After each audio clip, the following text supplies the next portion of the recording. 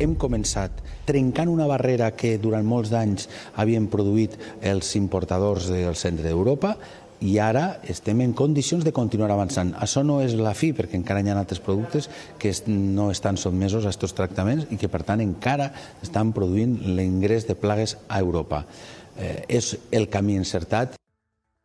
És l'anunci més esperat pel sector citrícola i una de les reivindicacions més antigues. Este que van a veure és en detall en què consisteix el tractament en fred.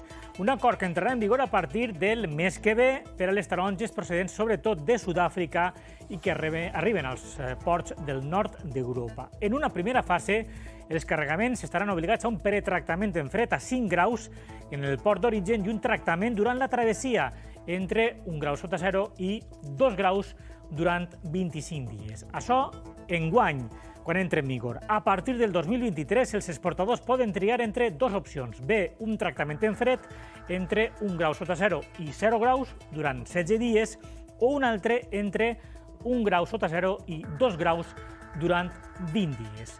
L'objectiu, més controls fitosanitaris sobre un competidor directe dels productors valencians que han rebut la notícia amb la lògica satisfacció.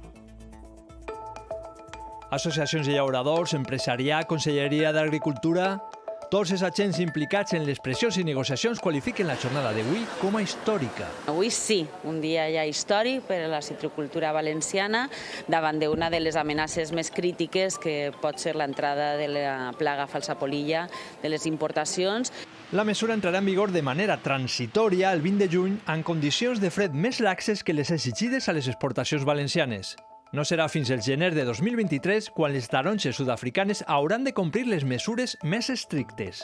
Lo lamentable és que s'ha cedit perquè Sud-àfrica diu que no té capacitat per complir el requisit de l'Agència Sanitària Europea. Tot i això, des del sector destaquen la importància de la mesura aprovada avui per a la seguretat dels cítrics, però també pel que suposa d'augment de la competitivitat del camp valencià. Tot el que li suposa augmentar 4 o 5 cèntims de fer aquest tractament en fred ens va donar major sanitat vegetal, però també ens va donar major competitivitat.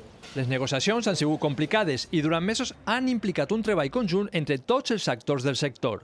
Un trabajo duro y un trabajo conjunto de Ministerio, de Generalitat también en este caso y por supuesto desde Intercitrus. Des del sector es demana que la mesura s'estenga a altres cítrics afectats per la falsa arna, com les mandarines, les llimes i els pomelos.